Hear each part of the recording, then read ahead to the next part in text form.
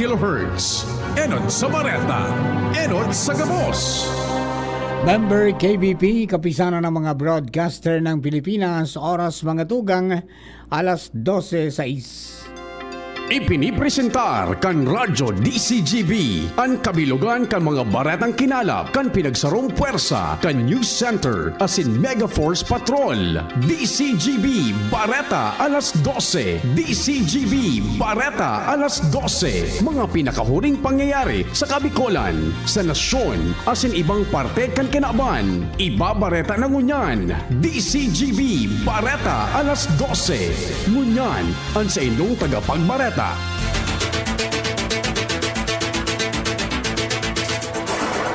Marahay na ito mga tugang Sabado po ngunyan, petsa 21 sa bulan kan Septyembre 2024. Ini ang bareta alas 12 sin ako ang sinong magiging tagapagbareta.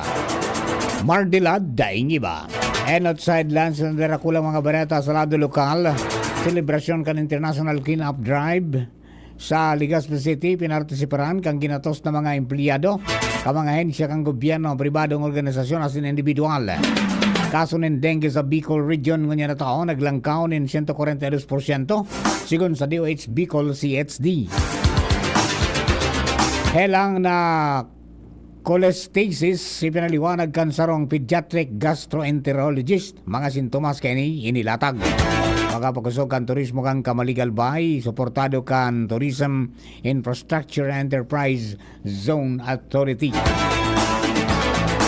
Sa headlines sa lado nasyonal, Alice Go nagpalya na may balyo sa Pasig BJMP.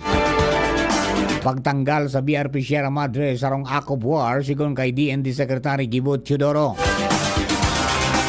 VP Sara Duterte, personal na binisita si dating Vice Presidente Leni Robredo sa Naga City. Pag-imbelto ni dating Presidente Duterte kina Drilon Racine Rojas sa illegal na droga, imposible sigon kay Senador Bato de la Rosa. Sa ibang nasyon, Hezbollah naglansa ng pinakadakulang operasyon kontra sa Northern Israel.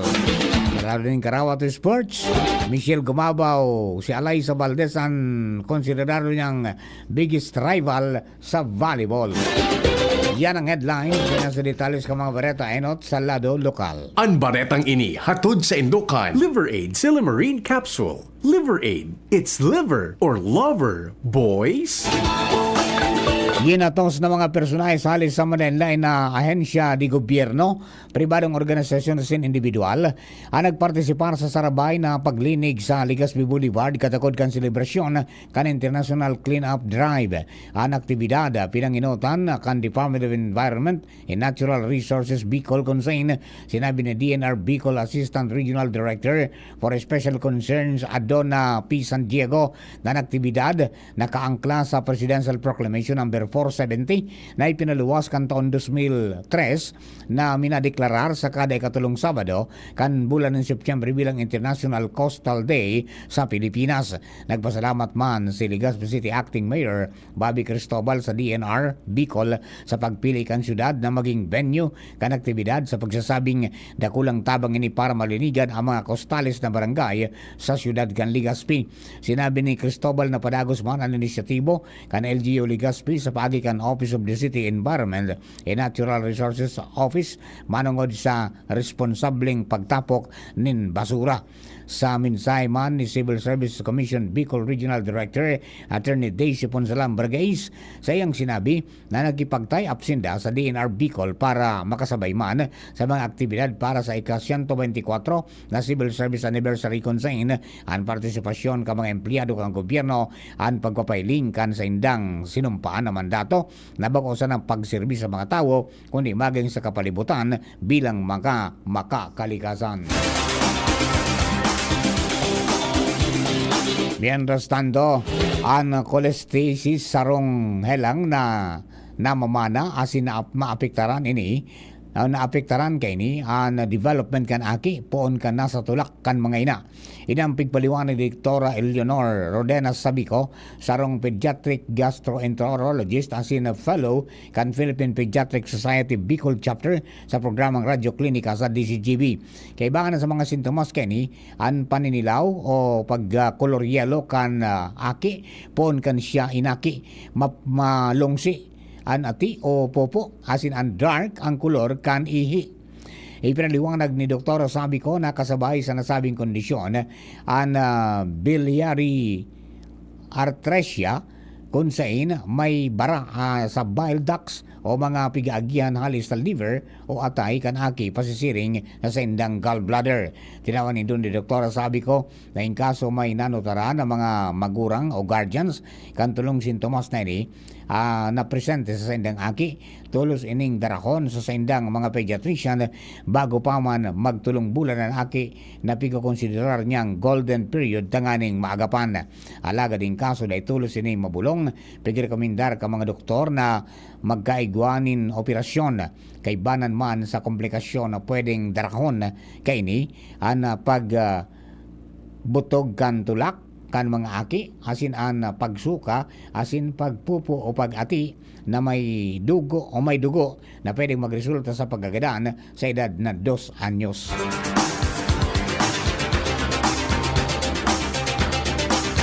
Nakapagrehistro nin 1,718 na kaso nin dengue sa Bicol Region pon kan Enero 1 sagkod Agosto 31, 2024. Sigon sa Department of Health Bicol Center for Health Development, ang nasabing numero 142% na masalangkaw kumpara sa 710 na kaso ka nakalihis na parehong peryodo. Anaga City, Sorsogon City, asin Virac, Catanduanes, ang konsideradong hotspots area dahil sa langkaw na kaso nin dengue asin may mga nagadan. Dahil ang kaini nangapudan na ahensya sa mga Bicolanos na sunodon asin ugalion ang pagsunod asin sa 4S o an search and destroy potential mosquito breeding sites, self-protection, seek early consultation in kaso may mga sintomas asin support fogging. Makakatabang manimarhay ang pagmanihar kan kalinigan sa palibot para maibitaran na madugang ang panasabing mga kaso.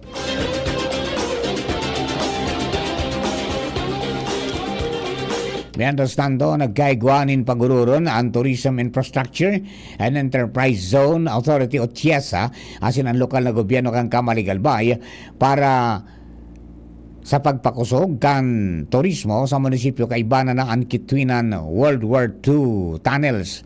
Sa nasabing pagtiripon, ipinahayag ni TIESA General Manager Mark Lapid kay Alkalde Caloy Baldo ang sa indang suporta sa Tourism Infrastructure Development ng Banuaan kay bana na ang pagbugtak ni mga solar lights, pagirahay sa mga tunnel asin para masiguro ang kaligtasan kan mga mabisita.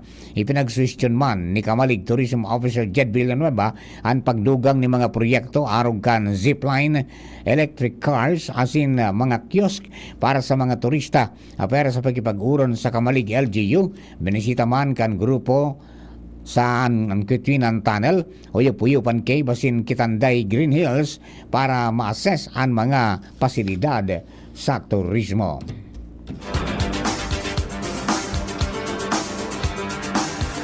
Tinabag kan mga daipa namimidbidan na lalaki ang duwang libro na pigagamit kan mga kanpadi sa pagmisa sa St. John the Baptist sa Camaligalbay kaso hapon sa istorya kan in charge digdi atab na binuksan ang mga pintuan kan simbahan alagad dai siya naglalaom na abason ang nasabing mga libro na nakabuktak sa lamesa sampangan kan altar kan simbahan.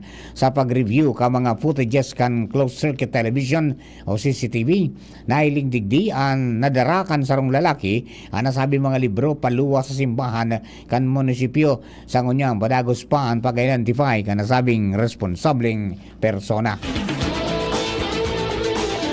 Nagkortesiya si Jail Senior Inspector Julius M. Sampaga kay acting City Jail Warden kan Legazpi City kay acting City Mayor Bobby Cristobal kasuudma September 20, 2024. Sigong kay Sampaga ang nasabing lakdang may katuyuhan na mapakusog ang sa indang koneksyon sa lokal na gobyerno sa paguron kan duwang opisyal na tokarman digdi ang manungod sa suporta kay ni sa manlain na programa asin proyekto para sa mga persons deprived of liberty.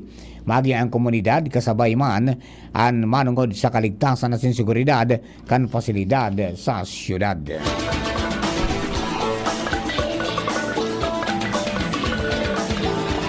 Sa dagdag na baretang lokal, sobra sa 500 na mga kadena na pagdistribuir kang gobyerno provinsyal kan Sorsogon sa Manila na munisipyo sa probinsya sa irarom kang pwestong o kaya proyektong Anti-Stray Dogs Program kan 7K katrang kiluhan. Sigon sa Sorsogon Provincial Information Office and Distribution, pinanginutan ni Provincial Administrator as in Project Manager kang katrang kiluhan Franco Eric Ravanilla, SPD RRMO Head as in Katangkiluhan Resident Manager Engineer Aden Dimaano, City Veterinary Officer Dr. Alexander Destura, as in Provincial Veterinary Officer Dr. John Asley Di Castro. Nasa 462 ta kadena ana ito sa mga barangay kan Kabidaan, 70 sa Buhatan as in 21 sa barangay Abuyog sa Sorsogon City. Ubeto kang programa na masolusyonan ang mga problema kan balaw-bagaw ng mga ayam as in mabawasan ang mga aksidente ka mga motorista sa tinampo, mapababa ang kaso kan rabies as in padagos na may busol ang kalinigan program.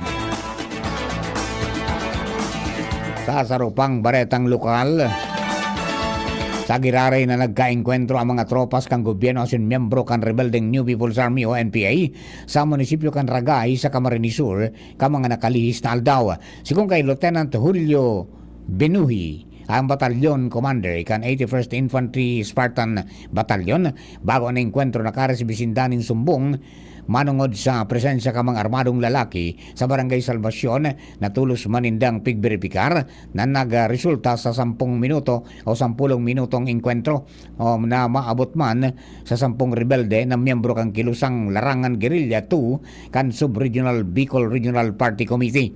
Makalisang balyuan ng putok, na-recover sa lugar ang sarong backpack na may mga personal na gamit kan rebelde, mantang wala man ninairestrong nalugadan, nakulugan sa engkwentro sa mag-inibong lalado maging ang mga sibilyan. Bagatugang primerong parte po yan, kasautang Bareta alas 12, Bareta sa lado lokal, Bareta dyato sa lado nasyonal. Ibang nasyon sports sa iba pa, makalis lamang po kene. Ilayo ang inyong mga chikiting sa piligrong hatid ng sigarilyo. Alam nyo ba ang alinsunod sa Executive Order 26 na nilagdaan noong 2017? Bawal magbenta ng sigarilyo sa menor de edad. Alam nyo rin ba ang bawal magtinda ng sigarilyo malapit sa mga paaralan at palaruan? Maging magandang halimbawa para sa kabataan. Say no to Yossi para walang pagsisisi. Quit now. Dial 1558 for assistance. Isang paalala mula sa inyong DOH Bicol Center for Health Development. Adrian Salceda, Adrian Salceda.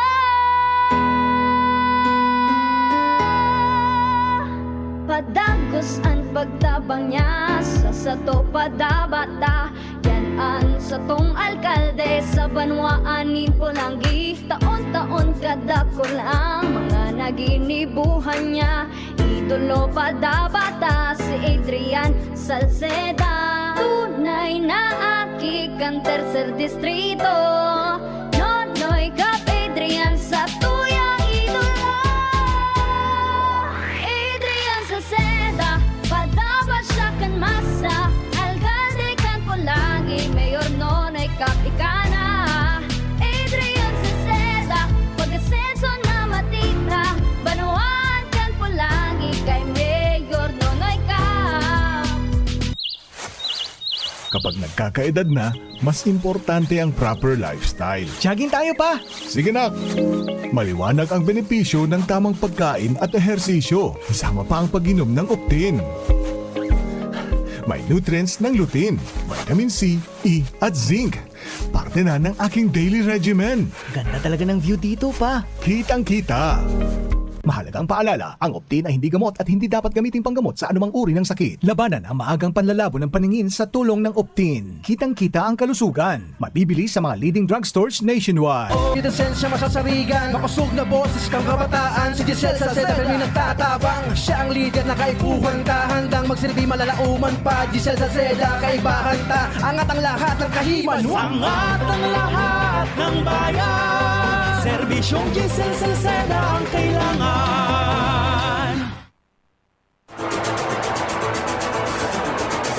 Sa satuyang Bareta sa lado nasyonal, Bantinidong una sa PNP Custodial Center ang pinatalsik na si Banban Tarlac Mayor Alice Guo. Ini matapos na day makumpleto kang PNP ang nagkapirang dokumentos para sa pagbalyo kutana ni Guo sa Pasig City Bureau of Jail Management and Penology o BJMP. At ang nagpaluwas ng commitment order ang Pasig City Regional Trial Court 167 kay Guo dahil sa kasong qualified trafficking na daing pigrekomendar na piyansa na may kinaraman sa Philippine Offshore Gaming Operators o POGO. Pasiguro man kan PNP na kapag nakumpleto na ang sendang mga papeles, tulos na ibabalyo ini sa Pasig City BJMP. Miandas lang sa sorpresang binisita ni Vice President Sara Duterte sa siyudad Canaga si dating Vice President Leni Robredo kaswapon. Kinumpirma rin kan tagapagtaram ni Robredo na si Attorney Barry Gutierrez. Sinabi ni Gutierrez na nasa Naga ang Vice Presidente dahil nag-atindi rin sa Piña Pranza Festival. Inaprobitsara naman kang Vice Presidente ang pagkakataon na bisitaon si Robredo. Piglinaw man ni Gutierrez na nagkaigo sa nasindanin personal na pag-uuron asin iniwasan na nanuman na isyong politika. Magiramduban na kan 2019, inapod ni Vice President Sara si Robredo na sarong fake VP bilang kasimbagan sa komento kan pagiging onesto kan sarong kandidato.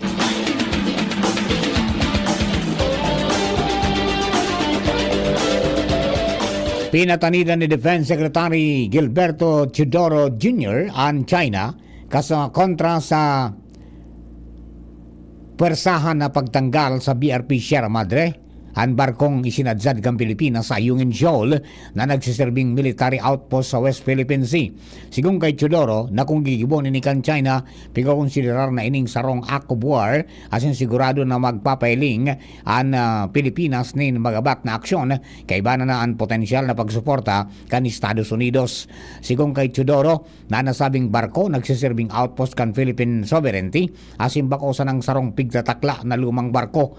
Ini sigun sa iya sarong pidaso kan Philippine territory asin enot naman na siniguro ng Philippine Navy spokesperson for West Philippine Sea Rear Admiral Roy Vincent Trinidad na igwang nakanda na contingency plan ang Pilipinos ay kaso piriton kan China natanggalon ang BRP Sierra Madre gamit ang dakol na puwersang militar asin naval assets kini ang Ayungin Shoal kung saan nakasadsad ang BRP Sierra Madre may distansyang 200 kilometro gikan sa probinsya kan Palawan mantang ini 1,000 kilometro ang distansya gikan sa pinakaraning landmass kan China na Yuan Hainan Island. Tinawa ni Senador Ronald Bato de la Rosa na imposible ang pahayag ni dating Iloilo City Mayor Jed Mabilog na gusto kan Duterte administration na iimbalto niya sa operasyon kan illegal na droga sina dating Senador Franklin Drilon asin Mar Rojas. Sinabi ni de la Rosa na malabog na idamay sina Drilon asin Rojas sa illegal na drug trade dahil wala manin basihan. Sigong kay Senador Bato na dapat pangaranan ni Mabilog kung si Isay na General ang nagsabi sa iya na gusto ni dating Presidente Rodrigo Duterte na kontra kina Drilon asin Rojas para maaraman kung ano ang basihan kini asin sa nagkuha ang impormasyon. Basta na aram ni De La Rosa kay banan si Mabilog sa Duterte drug list asin basiman sa dakol na bareta protector siya ni Melvin Ojeta ang pigsasabing drug lord kan Iloilo. Ang watch list man na pigsasabi ninda bako manggibo-gibo sa nanin sarong tawo kundi ginibo kan apat na ahensya na kinabibilangan kan PNP, PIDEA, ISAF asin kan NICA.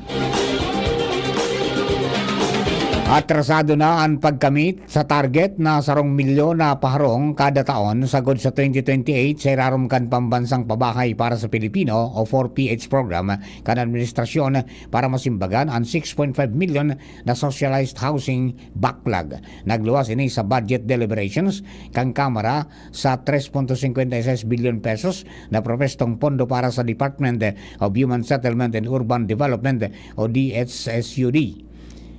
attached agencies sa masunod na taon.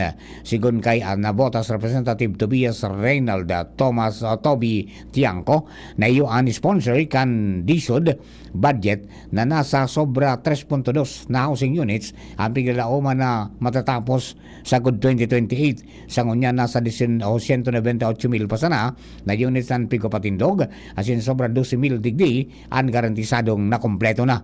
Katakod kini ipinasarman sa plenaryo kang Kamara ang 2025 proposed budget para sa DSUD mantang inaprobaran man sa plenaryo kang Kamara ang proposed 2025 budget para sa iba pang ahensya ng gobyerno kay banan na digdi ang 200 o kaya 27.4 billion pesos para sa Department of Foreign Affairs, sharing man ang 35.19 billion pesos na pondo para sa Commission on Elections. Sobra man sa 157 billion pesos na pondo ang para sa Games and Amusement Board asin 11.1 billion pesos ang pondo para sa Department of Agrarian Reform.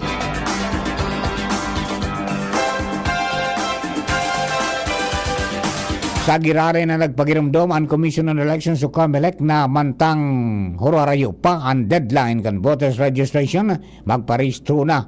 Maski pigilauman kan poll body, narorosuon ang ultimo aldaw kan registration, tinawanin doon ni COMELEC spokesperson John Rex Laudjanco na daininda kakayahon na irehistro ang ribo-ribong individual sa laog nin sarong aldaw. Kung gusto na magrehistro ngunyan pasala, magluhay-luhay na sa pagasikaso dahil bako makaskas ang proseso. Nanindugan man ang COMELEC na dahil na sinda papalawigong pa ang voters registration na matatapos sa ultimong aldaw kan Setyembre o Setyembre 30. Sa bareta niya to sa ibang nasyon, nagkusog pangunyan ang balyuhanin pag-atake sa pagultanan kan militanteng Hezbollah asin Israel matapos ang serye ni mga pagsabog na sa magkakasunod na aldaw sa Libano na nagwalat ng 37 na nagadan asin ribo-ribong lugadan kan naglansar man ang militanteng grupong Hezbollah nin 17 na pag-atake sa laog sana nin sarong aldaw kontra sa mga soldados kan Israel, military vehicles and settlements sa northern Israel. Ini ang pinakang dakulang operasyon na piglansar kang grupo poon pa kan Hunyo kay banan sa punteriya kan sinang rocket salvos ang mga base militar kan Israel sa Liman, Adamit, Shumera, Matat asin an headquarters kan 810th Hermon Brigade sa Maale Gaulani Barracks. Tinarget man ka militanteng grupo ang artillery positions kan Israel military sa Beth Hillel gamit ang drones na punteriya. Iyo ang lokasyon ka mga opisyal asin soldados asin tinamaan man ang bagong mukna na command post para sa Western Brigade sa Yara Settlement asin iba pang military site kan Israel. Mantang sa lado man kan Israel, pig-report kani na tinamaan kan sa indang puwersa ang ginatos na target sa laog kan Lebanon. Nagkakapirang oras matapos mangako ang Hezbollah leader na mabalo sinda sa nangyaring mga pagpapasabog sa indang pager asin walkie-talkie na ikinagadan kan sa indang mga miyembro. Nagkapirang oras matapos ang pagpapatakot kan Hezbollah leader, tinamaan kan jets kan Israeli military at maabot sa sanggatos na lancers asin kadagdagan na terrorist infrastructure sites. Sigon man sa state-run news agency kan Lebanon, tinamaan kan Israel ang sur na parte kan Lebanon nin 52 na beses kinumpirwarwang kan Israel Defense Forces na sa indang nagadan si Hezbollah Commander Ibrahim Akil sa ginibunindang airstrike. Sa lado ng Karawat Sports, hinako ni Michelle Gumabaw na ang kaapil niyang si Creamline Cool Smashers alay sa Valdez ang saro sa mga pigko-konsiderar niyang biggest rival sa volleyball. Saro sa mga player na gusto niyang makalaban kan college si Valdez. Sinabi niyang ang pressure para i-block si Alaysa talagang dipisil. Dagdag pa niya na iba talaga ang leadership ni Valdez kay ito dahil siya man talaga ang go-to kan team niya. Mantang halangkawon ining magturon asin dakol na pigagian ang bola kay ni na dipisil dakopon. Permi pa nga ni siyang nakukura hawang kay ito ni Coach Ramil de Jesus kapag nakakapunto si Valdez. Sigumpa kay Michelle, labing kukonsideran niya man talagang biggest rival niya si Valdez kan college. Nagkapira pa sa pagkakonsider man ni gumabaw na biggest rivals iyo sina Phil Kainglet Cayetano, Ces Molina, Bernadette Pones asin Gemma Galanza. Sa tuyang bareta sa siyensya at teknolohiya, Dayu Cleaner na pod sa Amerika kan sarong imbensyon na dinisenyo para sa mga housewife na stress sa paghugas kan mga pinggan asin paglinig kanarong. Sa tabang kan Dayu Cleaner na may kakayahan na maghugas nin mga plato alagad dahil nagkukonsumo nin tubig, magiging madali na ang trabaho dahilan taiguain nin Smart Kitchen Steam Cleaner na maabot sa 105 degrees para siguruho na malinig asin 99% na bacteria-free ang mga gamit sarong. Makakatabang ang Dayu sa paglinig kan salog, comfort rooms, feeding bottles, mga kawatan na siniba pang appliances. Ang nasabing ekipahe pwedeng mabakal sa kantidad na $139. Istorya na iiba. Sa tuyang espesyal na istorya, sarong car museum sa Hyderabad, India, ang nakapag-restore ni world record dahil sa mga kakaibang bikulo na mahiling digdi na asin an museum na Sudhakar Kaleidoscopic Sudhakars Museum ang pinakabagong record holder kan ditulong largest collection of wacky vehicles in a museum dahil sa kakaibang koleksyon kay ni na 57 oddly shaped cars. Sigon sa tagsadiri kay ni na si Sudhakar Kanya Boyina, magpuni ni kan siya akipa sa pangaturugan niya na makagibonin manlain-lain na bikulo, may manlain na itsura asing korte arog kan hamburger, sapatos, basketball asin iba pang makaulok na itsura. Si Sudhakar ang naggibo ka mga bikulo sa ibong kan kawaranin mechanical engineering background. Sigon kay Sudhakar, mogma siya na mamidbidan sa bilog na kidaban sa pagi kan Guinness World Records asin kun dati mga elementary students na nagfi-field trip sana an sa iyang nailing sa museum ngunyan, pati foreign tourist ang gusto naman na mailing an sa iyang mga kakaibang creation. Flashback.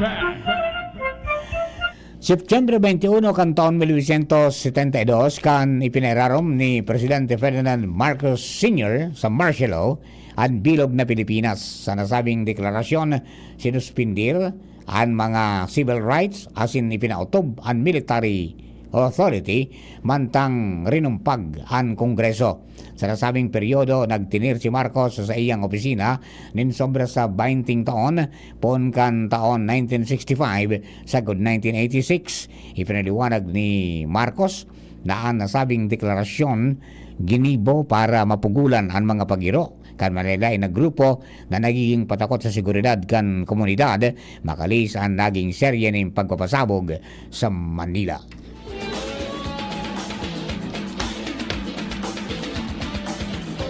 Mga tugang yan na po ang kabilugan sa tuyang alas 12 mga bereta tinipon na kinalap sa DCGB News Base. Sa pangarang ka na katuwang niya to sa pagsurat kan mga bereta, Angel Mustaza. Yan man siyempre sa News Base na Jenny Matthew Balyaran asin si MJ Jaresco. Lado technical kasabay niya to si Kuya Nems Flora. DCGB Social Media Department kay Banat dyan si Jerome Nico Martinez ang sa tuya pong IT. Hello sa mga nagantabay sa DCGB News Online Facebook page kay Kuya Mike Alvarez Dado. Siring man sa mga kababayan niya to dyan po sa nakantabay sa 729 kHz sa pitang ka mga radyo. Sa mga nasa mga lunadan, mga nagantabay sa YouTube channel asin sa DCGB Live app. Ako po ang sendong naging tagapagbareta sa pangarang mga kastuyang kapartner si Jasmine Baloloy. Ini po si Mardilad Daingiba. Thank you for keeping us company. God bless the Philippines. Happy weekend. Ingat po sa mga mabiyahe pasiring sa siyudad ni Naga. Sa indong nadangog, ang mga darakulang bareta, ngunyan aldaw. Ang tabayan ng giraray sa aga,